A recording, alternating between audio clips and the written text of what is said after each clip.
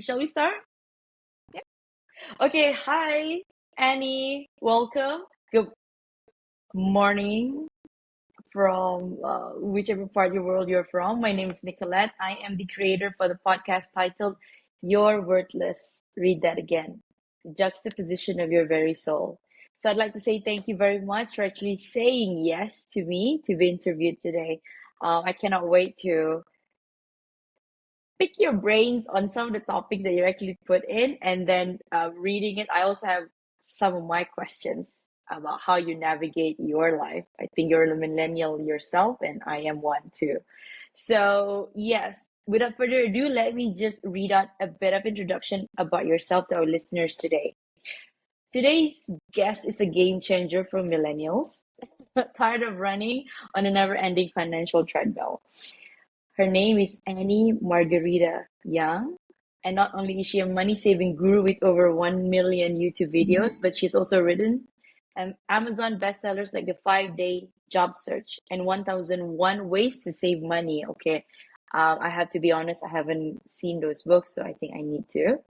Uh, Annie is not a Gen Xer or from an earlier generation. She's a millennial, and she understands how crazy the market right now is for job seekers and how to keep a positive bank account, which is, yeah, difficult. So if you're a millennial overwhelmed by your student loan debt, trying to find a better job or how to pay all your bills, her book has all the tips you need. So let's start. Welcome, Annie. Nick, thank you for having me on your podcast. I read what your podcast is all about, and I think it's a great thing what you're doing. Thank you. Um, yeah, I thought about how do I say this? I think I started my journey podcasting. It's because I was bored of going inwards by myself. I wanted to hear what other people has to say about their own journey. So I started it because at first I lost. I felt that I lost myself, and then I kind of am finding myself. I believe we're finding ourselves like we're evolving. So yeah, guests such as yourself is actually a really good um, addition to that perspective. So, Annie, what was it like growing up as Annie Margarita Young? Well, Tell us your I would childhood. say I actually listened to your story on your podcast. I listened to the first two episodes, so I You would say did? we have a lot in common. The Okay. difference is I grew up in the United States as an Asian American, and you're in Malaysia as just Yeah. an Asian, where everyone Yeah. else is Asian. Yes. I wouldn't say I had the best childhood. I would say my parents definitely provided for me. They were working class Chinese immigrants, came here with $400 in their pocket, trying to make their American dream come true because my parents grew up in communist China, where Like from even if China? China during the communist revolution, and they grew up in a time where even if people wanted to go to college, you Mm. couldn't because the government abolished the entrance exam. So nobody was allowed to go to college for more than 10 years. So, Wow. their idea of an American dream is like the ability to come here and simply be able to work. And for my mom, Earn it's as very much as simple. they can. Yeah. Yeah. For my mom, it was very simple. She got water from a well. And Okay. she would Wow. dream of eating cookies. And she would stash them away under her pillow in her dream. She would wake up and go, "Where are my cookies?" So, to, something we take for granted here in the US, the ability to just buy cookies from the grocery store and eat however many we want. Yeah. So that's the kind of childhood I had. I mean, my parents were really frugal. We always Hmm. had food on the table. They were very much into education, but any Mm. other, I guess I would say like more That's a very extensive Asian hobbies. trait, right? Yeah, I didn't have the fancy toys growing up. I remember Oh, during Christmas, I seventh grade, my friend got a camera. She got a $300 gift card to wow. Aeropostale. She got all sorts of toys, and I only got one gift. And it was at that point in my life I realized I was like, wait a minute, life isn't fair. Yeah. My family has less than other people. that was my childhood growing up, basically. Wow, that I can definitely resonate. It's not just in Asia. So it's like Asians in other countries too. But I guess it's because we grew up, or our parents' time, it's like save, save, save. If you don't save, you won't be able to get far. So yeah, so okay, so that's gonna link to the next questions. So what is your journey about careers? Like, have you transitioned? How many times have you? How did you start out your career to where you are right now? What was your journey? I would say it was multiple reinventions. I would say like Okay, I reinvent myself every 1 or 2 years, which that's is very good. I often. like Yeah, it. my career has changed a lot. Just when Hmm. I thought I got settled, something else changed again. So when I Oh started, my God. Okay, I'm guilty of that too. Sometimes I said to myself, it's like, am I really that fickle-minded? But you know what? I want to try it. And this is a very good example, this podcast. yeah, No, I don't think I would have thought of this. Nobody in my circle would say, "Oh, what is Nicolette doing?" But well, anyway, yeah. you're an ambitious person, so I could see that. I already can tell you were ambitious. Okay. You were talking about how you wanted a certain car by a certain age, you wanted to Yeah. earn a certain money by a certain Yeah. age. So I was like, yeah, I can see that. If that's not ambitious, I don't know what to call it. No, but I've changed. I have to say, I've changed. Okay. I hope to think so. Sorry to cut you off. Yes, you Yeah, were yeah. you're saying. Well, I didn't have the traditional route. Many of my Asian American friends that I grew up with, they went on to prestigious Ivy Leagues and private universities like NYU or Cornell. Some went to Harvard. But when I was 16, I looked around and I thought about it and I was like, well, I've been in school my whole life. Can you believe Mm. like K to 12, I've only been in school and I've never had any other experiences because I come from this poor family. Maybe I learned some music. I took singing lessons, I took guitar lessons, but beyond that, I really never got to explore other interests. Never really got to see the world. My parents weren't into traveling, and we didn't have the money to travel either. I think my Same, whole same. childhood, My first I did, flight was, let me see, my first flight was domestic. It was when I was yeah, 17, I think, yeah. 17. That was to send So me off same, to a same. preparatory So, college. so it's like literally my whole life. The only trip I did besides going back to China to see family was a trip to Disneyland. Like that was the highlight of my childhood. And I saw everyone else had so many different experiences. They seemed to know themselves so much better. And I wanted to know myself much better outside of my academics. I was a straight A student, but what else am I? Am I just my smarts? Like growing up, Yeah, that's everyone true. Yes. everyone just kept saying like Annie Yang is so smart. Like that's all people knew me for. And I thought there has Mm, to be something that more is than just that's being smart. Is that all there is to being to life and yeah. happiness? Yeah. So Like the I conversation, decided the I wasn't gonna conversation. go straight to college. I, Okay, I what did you I do? didn't go straight to college. Instead, what I did was I worked a whole string of minimum wage jobs. Oh, wait, And wait, let me yeah, pause you there. I did yeah, I did work at a cinema before because yeah. I love watching movies so much. So I thought like, okay, working at a cinema would, I could sneak in for a bit. No, you And can't. then yeah, I did I did that, and it was still occupied. You can't compare because Malaysian ringgit that time my wage was like $3 for no, not even dollars, 3 ringgit per hour. Uh, So if you can take that $3 in America, I don't know where you can work as that. And then I did at an accessory shop. Like I like all those accessories, so I did work there too. So yes. yeah. Sorry again. It's like talking to a friend. I'm sorry for cutting you off. It's Yeah, I ended up working a whole string of minimum wage jobs because no one told me how to actually like find a job you like. So I just looked for jobs nearby. But I what did you study? What did I study? What do you mean what did I study? I mean, did you have like a degree, and then because your parents, like, I don't know, is it the typical, like, they put you they ask you to complete a degree, and then okay, that's your route to like No, I didn't go education. straight to college. So Oh yeah, oh you just told. Oh yeah, yeah, yeah, after high yeah. Okay, yeah. school, All right. Okay, I okay. did work a whole string of minimum wage jobs, like Right, right, a right. whole bunch. I gave massages. That was Wow. backbreaking. I did cashiering Really? work. Yeah, I cut deli meat, like cold cuts and cheeses. Wow. At You've some come a long point, way.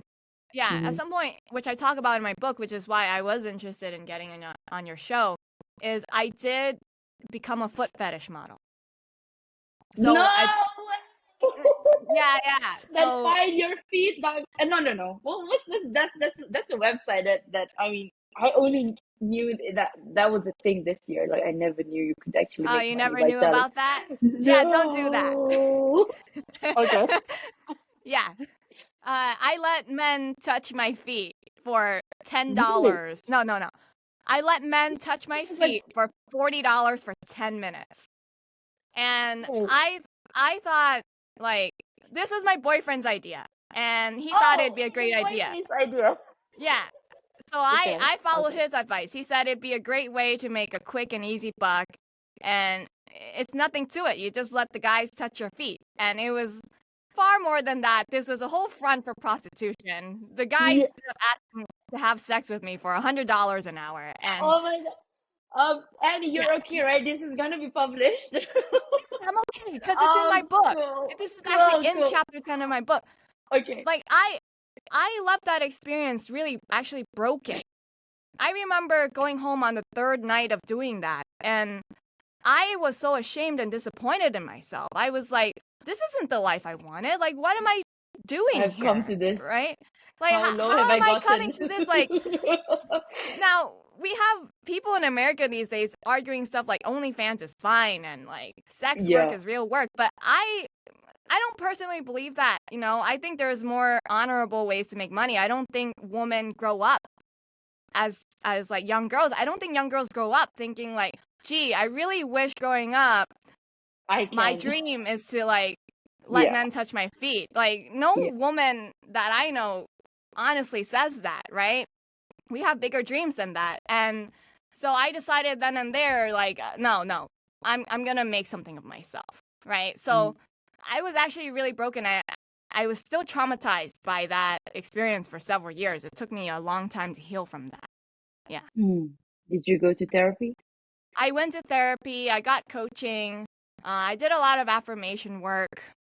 But for a very long time, I didn't trust men because of the kind of men that I met there. Mm. We're talking about doctors, college professors, you know, just your average everyday man that you would see Mm. walking around pharmacists, you know, they were going to these places. All of a sudden, I couldn't see guys the same way, and That I just had a lot of trust issues.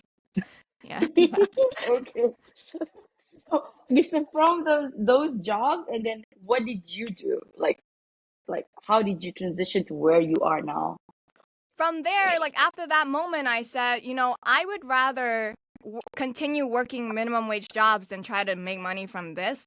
And because I think working a minimum wage, menial, repetitive, boring job is far better than doing that, you know, because at least I don't break my soul in the process. You know, at Yeah. least I would feel good about myself that I'm helping someone else, maybe even just serving food to people or taking Yeah. their money at the cash register, right? Yeah. So I decided I would do that while trying to figure out what my passions were. Mm. I would earn minimum wage, save my money, and out of the money that I did have left over after saving it for emergencies, I would use that to explore my different interests. I took several different personal development courses. I bought books, and for 2 years, that's what I did until I finally realized I want to help people with their personal finances. Like, I want to help people become financially independent, even though I was personally just making $8 an hour. Yeah, No, but it doesn't matter where you start, to be yeah. honest. Like I read That's this the in same Jim Rohn. advice. Yeah. You don't look at the bank account that you have right now. That doesn't they never relate the bank account you have right now to the vision that you have in the future because My friend said the same yeah. thing. That same exact line. He said that to me. Whenever I was Say hi like, to the friend and ask him to listen to this podcast. yeah, whenever I was doubting myself, and I would Mm. tell him like, oh man, here I am. I'm like working these menial jobs. Who's gonna look up to me for financial advice? He's like, doesn't matter where you start. It only matters where you're going. And I kept Oh, repeating that in my head again and again.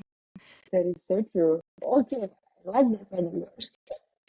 Yeah. Okay, so I'm gonna pivot a little bit about your specialty because your specialty talks about personal branding, and I'm gonna pivot back to the essence of my podcast, which is some questions on self-worth, self-discovery. So, what does personal branding really mean? Can you like? I know I'm trying myself. Like I'm having it. There are 4 million. I don't know how many million podcasts out there, but still, I am. Yeah, I have that in my head too. Doesn't matter where I start. What's important is where I'm going. So I guess that's Yeah, relatable. we can do this. So Yes. you're here asking this question, assuming personal brand is something you create or control.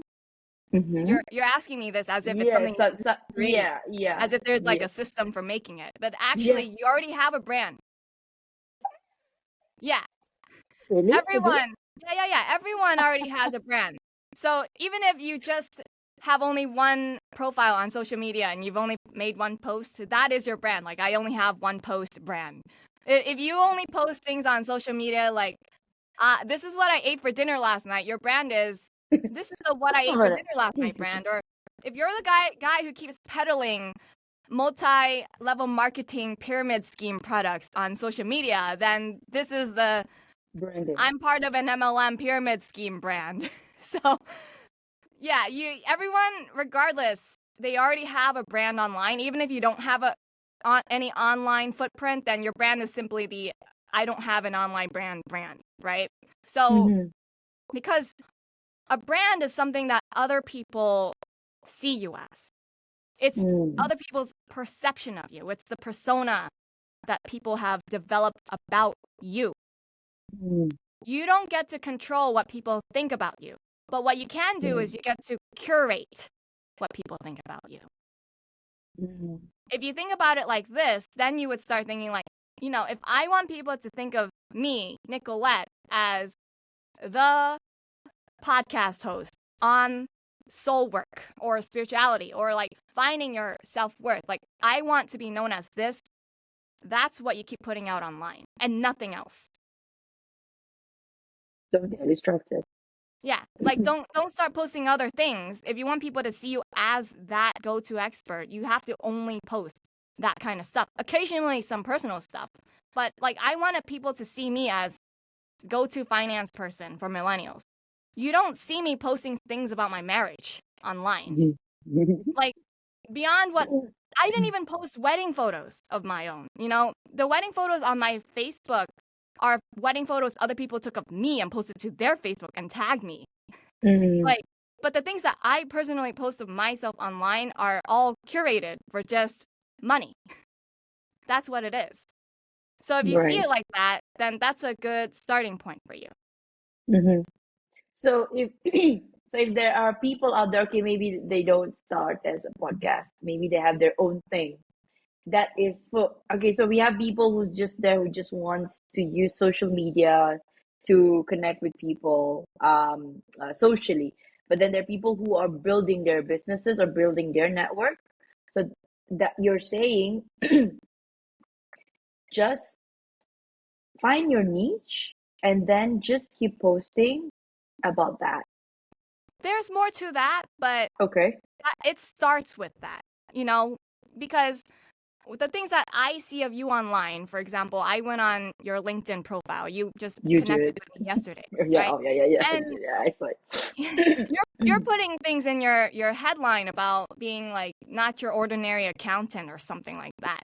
Yeah. But you're connecting with me, trying to make me known, make you known to me as a Mm-hmm. podcast host on self-worth, right? Right. But your LinkedIn profile is about you're an accountant, you've done this, you've done that. So where's the theme? Okay. How is it on just one social media profile? How is it just like all over the place in that regard? right? Right. Okay. Another piece of advice I have is, so in my book, I also talk a lot about this, is the importance of having one name that people know you by. And I asked you, what should I call you? Right. Okay. Should That I was a call good you one. should I call you Nick? Should I call Yeah. you Nicolette? And you even said, "Oh, either one is fine. You can even call me Nicole." Well, that's three possible names that I can call you. How are people going to know you online if you can't settle on one name? One. You Okay. you should just pick one name, and that should be the name you use on every social media profile, on your email signatures, on your business cards, your username handles, Mm-hmm. because like it, think of like the internet as a new place to meet people. It is, right? It's a Yeah. new place to discover and meet people. Well, you meet people at school, you meet people at work, and Mm-hmm. like I'm talking about in real life, you meet people at the cafe. Now, different people you run, if you live in a small town, you run into people. Yeah. Now, are you going to be at work and say, my name's Nicolette? And then at school, you say, my name's Nick. Mm. Like, people know you as something. You have to be consistent, and you have to apply that same principle online, because online, it's an even vast place. You meet far Yeah. more people. You meet people from all over the world. People aren't going to be like, I want to follow Nicolette, and then I'm going to search for everything she has on the internet. No, no, no. You have to make it easy for people to find you and recognize you instantly. Okay. You can start with All your name. right. Okay, start with my name. Okay. So because I put it out there, it's Nick Nieras. So it's Nick Nieras podcast. So yeah, I'm going by Nick. Thank you, Annie, for that. You're welcome. Okay, so how is personal branding differentiating a job seeker in a competitive market? And how can it ele elevate an individual in their niche? I mean, you already said that, but in terms of a job seeker, In terms of a job seeker, I think most job seekers are still living in the 2000s. They think that the way to apply for and land a job successfully is through your resume. There's so much focus on crafting the right resume. yeah, People yes, yes, haven't changed with the times, I think. So what it used to, the resume today isn't even what it used to be. So it used to be that if you wanted to apply for a job, mm-hmm, like I'm saying, like back in the 50s and 60s, you wanted a job, everything was local to you, right? So you had right, to go in person and apply. Like you actually and had to go in submitted, person, yeah, or you had to mail or fax your resume in. mm-hmm, Today, now we have email resumes, we have online applications. So things have shifted, right? So mm-hmm, what we think of back then isn't even what it is today. And then now today, people haven't adapted to the fact that if someone wants to find out information about you, they can Google you, not just your LinkedIn. Like, oh, let me check out her LinkedIn profile to see her full work history and see who she knows, who she presents herself to be online. You can mm, literally just Google someone to find out more about them. You didn't have that option back then. You just have to yeah, simply run your background checks. You have to pay for those drug screenings and official background checks to find out if someone's who they say they are they and are, yeah, that's really right, a criminal. Now you can just search for it. Things have changed. So before, they actually had to contact you and interview you to figure out if you're a good fit. Now, before you even get mm-hmm, an interview, they're going to check you, because let's say I get 300 applications for a job, right? Let's say I post mm-hmm, a job, I get 300 applications. I can't interview all 300. Let's say I've narrowed it down to about 10 people. Am I going to interview all 10 people? If I spend 1 hour interviewing all 10, it's 10 I've spent hours, 10 hours just trying to hire someone. So if I could mm, cut it down to 5, that would be great, right? I don't have to deal with 5 other people asking me for feedback on how well they did in their interview or constantly mm. following up with me. So, That's good to see. so what do I do? What do all employers do? Honestly, they're searching for They you check online it. first to make sure Mm, you are qualified for the interview before you actually get the interview. So that's why the personal branding really does elevate you in terms of landing the interview. right. So would you say that all these job seekers, they should have a LinkedIn profile at least At the bare if, minimum. at the bare minimum? the bare Okay. minimum. I remember when I was first applying for accounting positions when I first moved to Boston, and I didn't have a LinkedIn profile because I finished working at Domino's Pizza. I'm like, why do I need a LinkedIn? I literally worked at Domino's Pizza. What am I gonna put on this LinkedIn? I'm so embarrassed to tell the world that I was working at Domino's Pizza. No freaking way. Like I was literally like really, really embarrassed.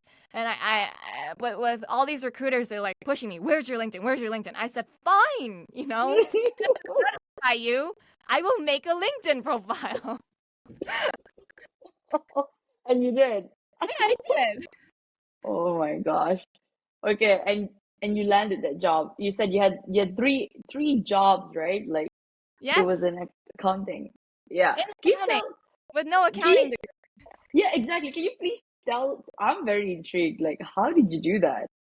Well, I was working as a bookkeeper before that. I had 2 bookkeeping jobs, so that was on my LinkedIn profile, and that was definitely on my resume. But you had like some basic knowledge about accounting.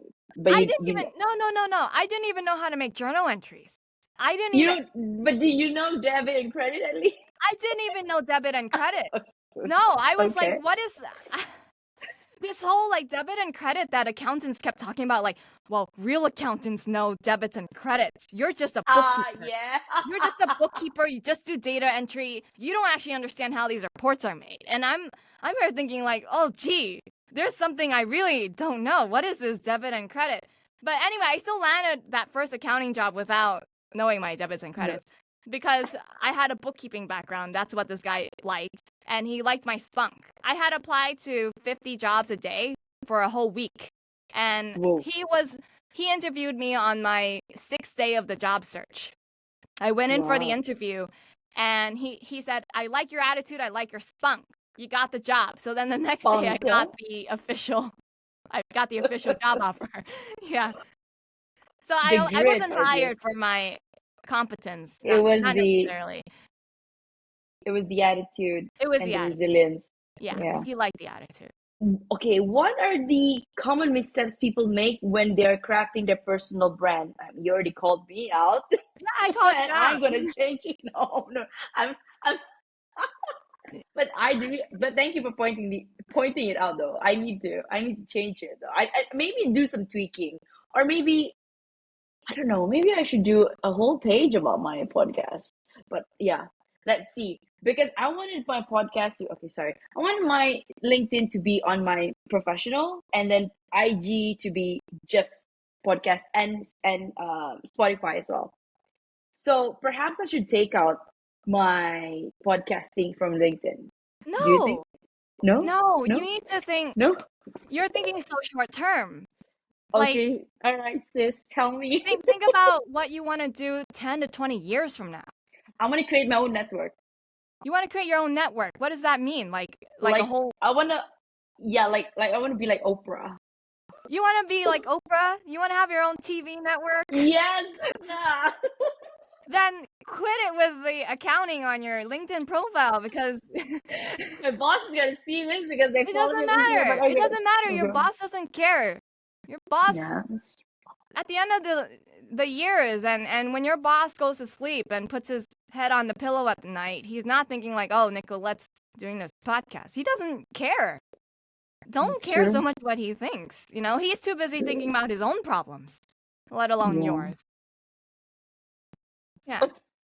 I never So said that out loud to you anybody, need to let alone on a podcast, yo. anyway, Let's you need mark this to 2023, yo.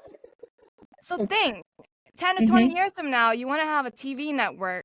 Well, you need to already start positioning yourself to look like that. Like to look like, hey, I'm Nicolette. I'm the big shot. you know? What kind of like profile photo is gonna say like, hey, I own a TV network? Mm. Look into that.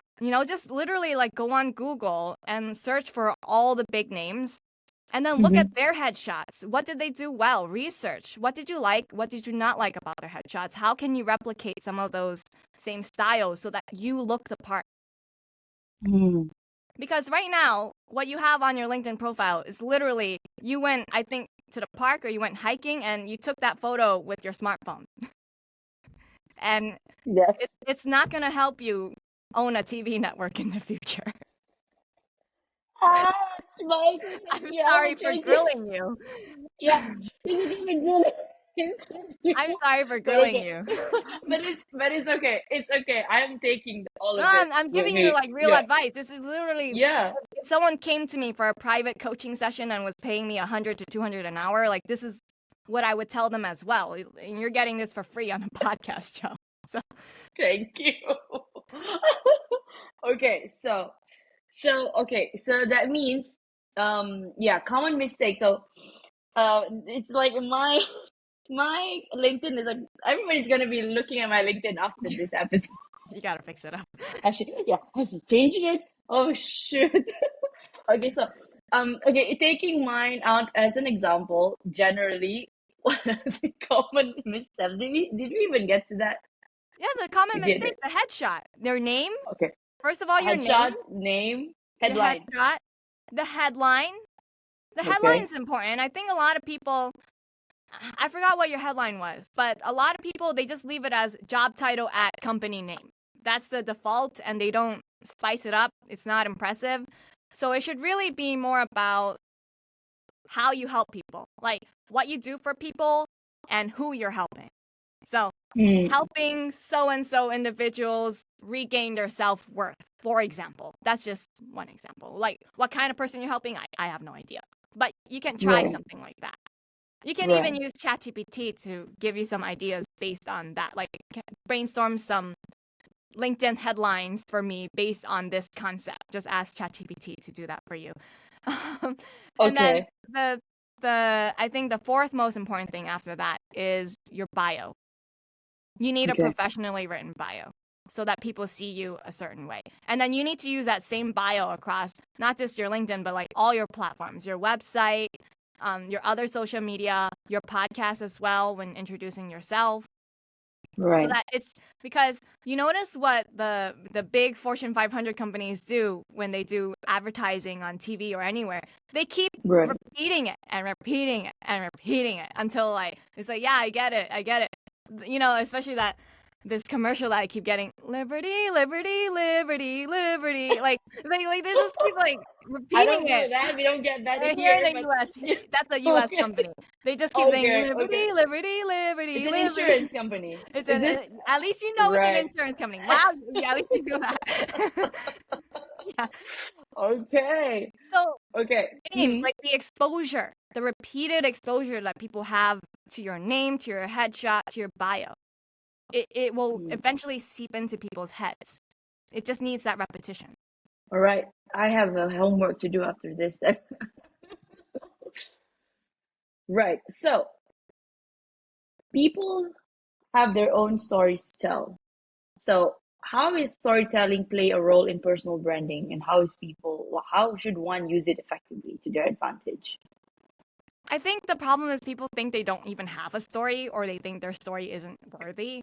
Like I Yeah. literally the thing is we think other people need to see us as important or Mm, significant. Like I'm mm, not important until I reach a certain position. People yeah. won't respect me until I do something very, very like huge. Until I have a big Mm, accomplishment. Actually, people relate more to the fact that you started from nothing, or yeah. to the Yeah. struggles that you've had. So what I did was I deliberately tap into all of my identities. So I used to Mm, personally complain like, "Oh gosh, I can't make it ahead in life." This is literally what I saying to myself, my own story to yeah. myself when I was working at Domino's. I'm a woman. Women have it hard. Women make less than men. It's hard for women to get ahead in the workplace. I Mm, would repeat that to myself. I would say, I'm a millennial. Baby boomers had it better. They had all these opportunities, and look at what millennials are left with. We can't buy houses. Everything is unaffordable these days. Gee, it really sucks to be a millennial. I'm an Asian. What Asian gets to get promoted in the workplace? We have a glass ceiling. If you look at all the people who get opportunities, it's usually white men. So here I am. I'm saying, like, I have these three minority statuses that are up against me, right? So I actually mm, used that complaint that I had about my own life to craft my story. So I actually said, I get it. I understand your struggle. I know what it's like to be a millennial who can't save money. Because you know what? I am a millennial who can't save money. Not only that, I come from working class background, didn't come from middle class at all. And I'm a woman. It's not common for a woman to be so ambitious. Most women, like, they fizzle out by the time they're 30. They just want to settle down and have kids. Their career usually takes a back burner, right? Mm, So mm, I tap into this story. And the kind of story that I want to show is like, I'm just your girl next door. You know, I work hard. Maybe people think I'm lucky, but honestly, it's just hard work and discipline over and over and over again. That's the kind of story that I've crafted.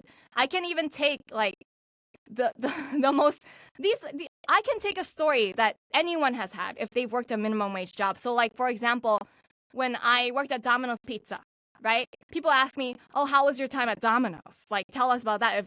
If they ask me that in an interview, I would say, mm, "Oh, you know, when I first started working there, I was complaining. It was long hours. I had to be on my feet all day. I had to tie my hair up, and every day I went home, I smelled like pizza." But you know mm. what? Somebody taught me this lesson. I was complaining to this guy, and it was my friend's dad. And her dad said, "Annie, everyone has a quota for work. Like, if you want to live, you all need to work." Now, the question is, do you want to work now and meet that quota so that you can relax later in life? Or do you want to play now and work hard in your 50s and 60s? You have to meet this quota. Mm, So I said, mm, you know, I want to work hard now. So mm. even though it's a struggle working at Domino's and it's like physically exhausting for me, I'll put in my work quota now while I'm still young. So that's one Yeah. of those stories that I can share with an interviewer. Another story I can share is like, at that same place, I was complaining, but you know what? I met someone who had less than me. My coworker was blind. Like, Mm-hmm. I had a coworker who used to work as a sheriff for the city department. And one day when he was driving to work, he suddenly couldn't see anymore. He couldn't see the stop sign. And Right. he had to be taken to the hospital. He had developed glaucoma, and then like after several surgeries, he was blind. He could no longer work as a sheriff. And Mm, so he got on disability, but then he said, "No, I still want to be the provider for my family. I want to feel like I'm a contributor. So I'm going to look for a job that doesn't require me to see." So he ended up mm. working at Domino's folding boxes. And Wow. he did it without complaint. Like, he was actually like joyful and content working there. Like, can you believe someone who finds joy in folding boxes for a pizza store? Like, so Yeah. when I saw him do that, and I thought, like, I'm able-bodied. I can see. There's so much I can do, far more than him. Yeah. Why am I not happy? So working Yeah. there, I learned to be happy Mm-hmm. because I should be grateful for the things that I have. Even if I don't like the circumstances, I am grateful for being able to put food on my table, right? So those Yeah. are the kind of stories that I would share at an interview. These are really simple stories, even working at a menial job. That is impressive. You get what I mean? Yeah. Yeah. Wow. Wow. Wow. So people, we all have our own stories to tell. So never think that your story is unimportant. Correct.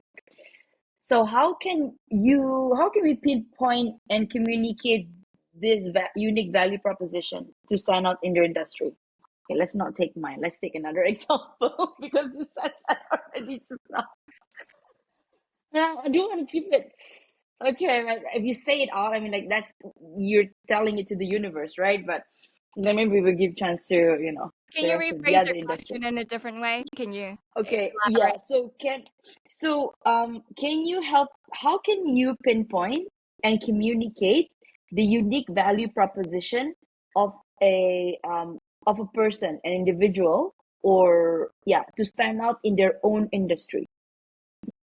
Well, you first have to think about what they offer to begin with. Like, how can you tell people how can you showcase unless you already know what you offer, right? And you don't want me to use you as an example, so I'll use my other friend as an example. She,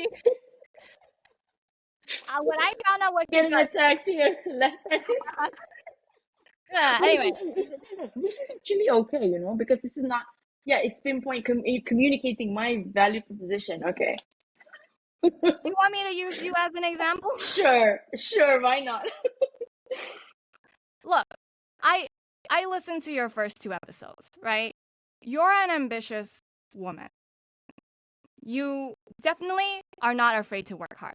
When you set your eyes on doing something, you're like, I'm going to go for it. I'm going to find a way. That's the kind of mentality you have. Now, you also talk about how at some point you discovered you weren't happy. Why am I not happy? And you had to do a lot of introspection to figure that out, right? That is your value proposition right there. You know what it's like. You can help other people who are going through the same thing and show them their light, right? You're trying to find your light. I think you've done better than most people, actually. I think quite sophisticated as well, right? The kind of thoughts you were having and that I was listening to, I was like, oh, that's actually really deep. I actually liked it.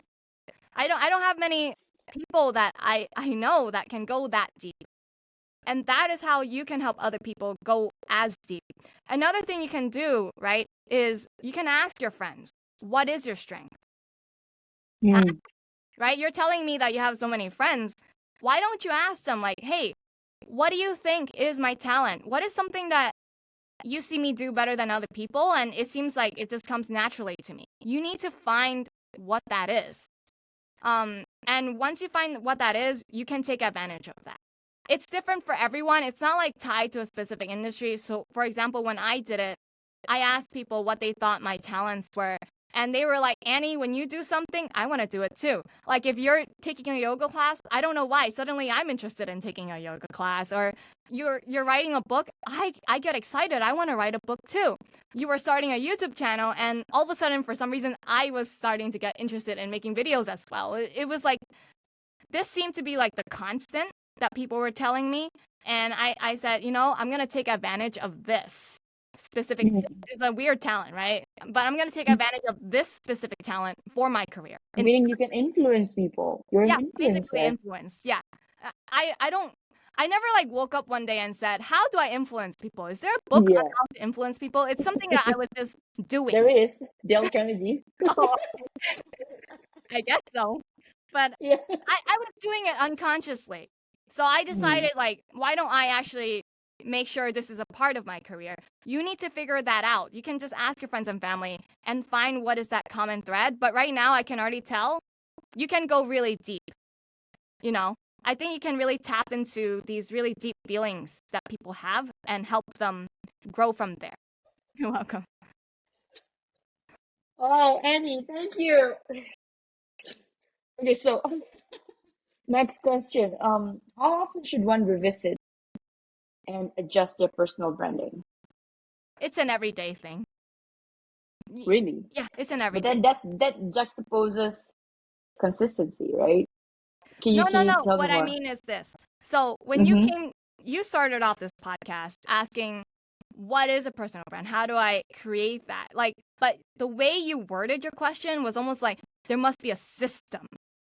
As I if it's something you think just in a make. very yeah. So I some of my traits I like to position my questions as there's a flow to it, but I let go a little bit at the end. But then yeah, so but it's good that you're catching all of this. Yeah.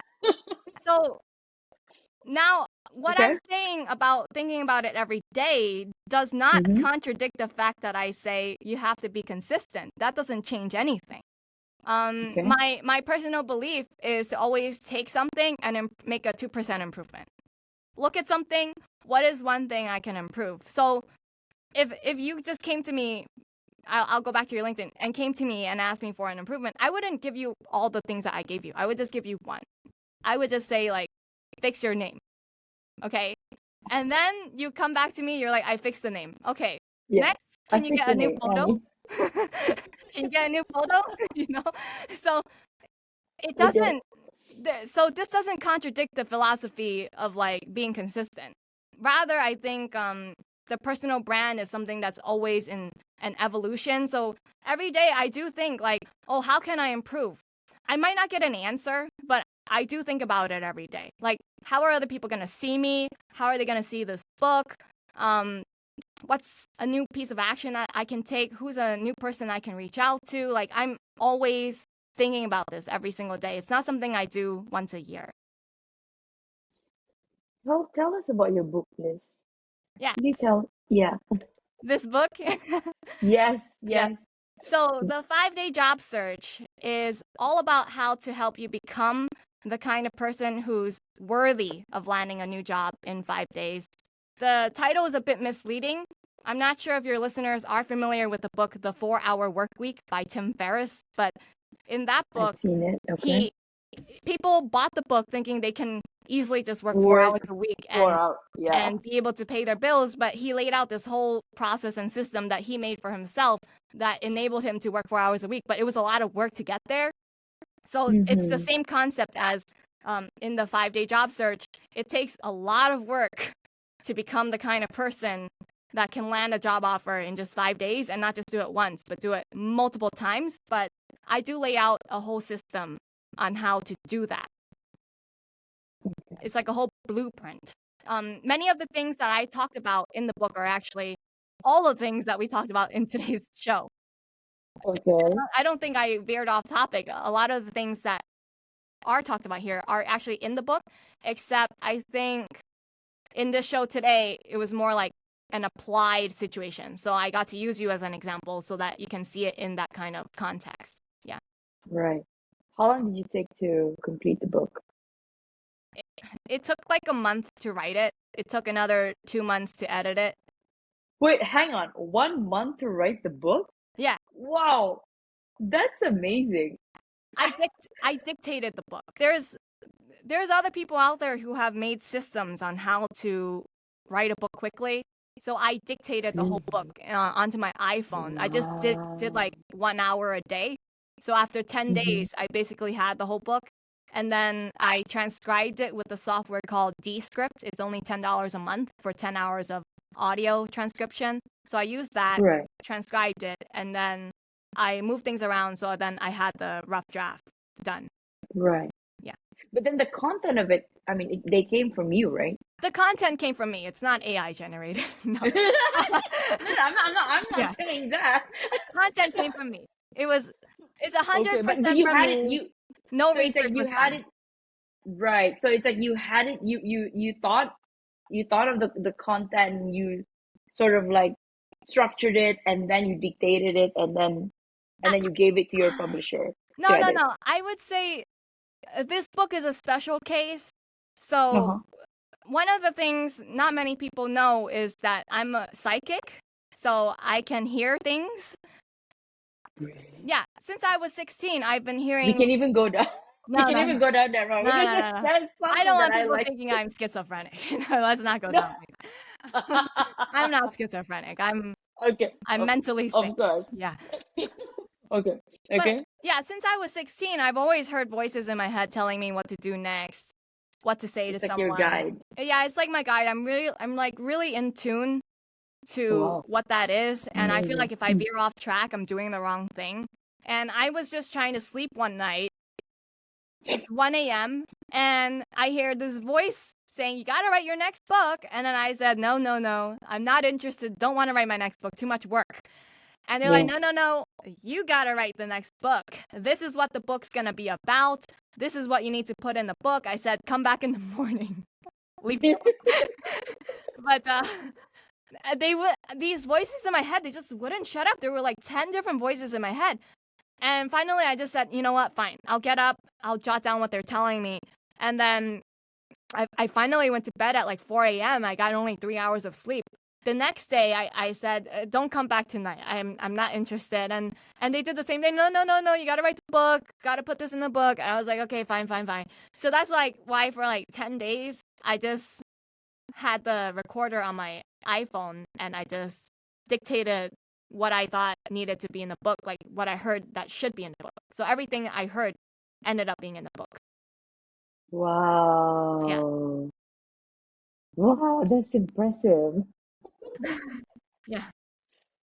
Wow. Okay. Wow. So what is your heart's okay, so this is hang on. Coming back, I would like to ask you about self-worth and self-discovery.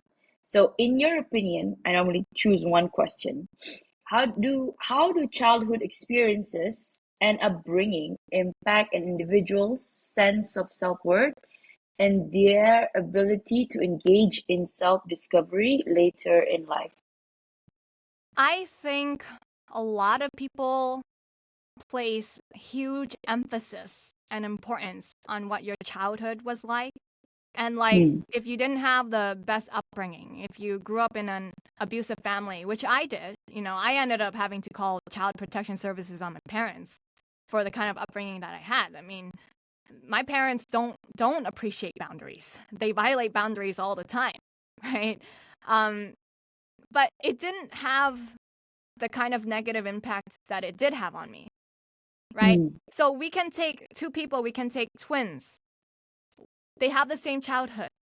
Why is it that one ends up having a really happy adulthood, great yeah. marriage, happy kids, a great career? Why is it the other can end up like a drug addict, can't hold down a job, right? Mm, So we place a lot of emphasis on the external world that's going on around us. yeah.